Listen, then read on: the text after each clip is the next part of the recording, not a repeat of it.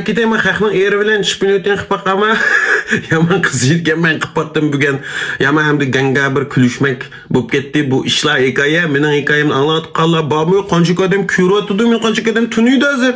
Ey yuraklarni berib qo'yaman ko'rib baqaychi, ey zo'rlab emanglar. Bugun qanday bo'ldi desam, Sadaqan ketay hamda bir jirahma emas, mashinada ishimsa zo'p qanat avtobus chiqib baqayda uzunib kutdi-ku yoshlik naslab. Tab avtobusga chiqdim. Chiqqandan keyin bir xuyum bor, menga o'xshashlar bormi uqmayman.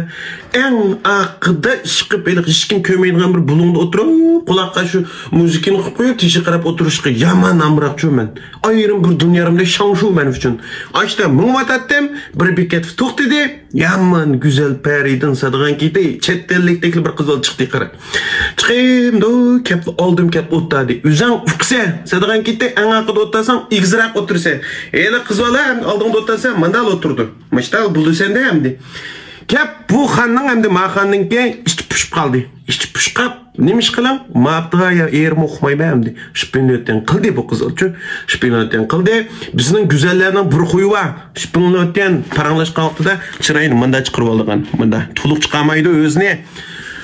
Mashindali qip tülülülü quvvatida men oyoq qitdim. Menda qarab qoldim. Bir bola mushto chekchagan petil qardida. Men mushundal turma. Ma'bdining keyinla yaman yo'ruq, yaman iniq chiqyapti-menda. Men ilallar berayotgandek chiqyapti-men. Eli bir tonimaydigan bir tuqqanlaring telefon qilib qolsa paranglashdi deydi. Ras ochgan joydaman.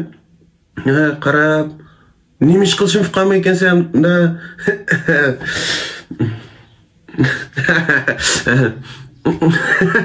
Mujinal bu ketdim qarasadigan ketay.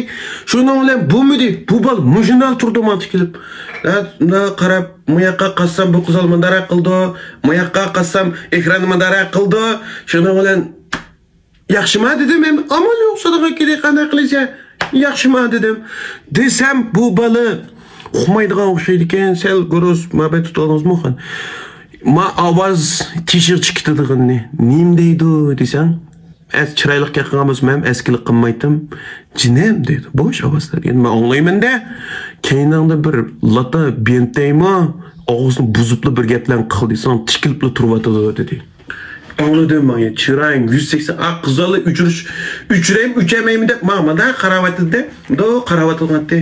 Ya lata, mening ma'bdim baba, sen qanchinchisi? Sen qaysili dedim. Desam, og'izni biz qo'yibdi. Bu qizamda keyinga qarab, "Voy, xapoman tarasraysa, xap bo'ldim.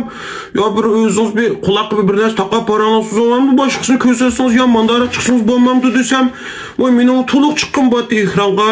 Ma kecha chiqmay mondayalarim bir qorong'i bo'lib ketdi degan. Uxlayapman-siz, kechasi desam, yo'q deydi. Ems, mani shpes olsamamdi. Chet elning kim shu? Men situatdim.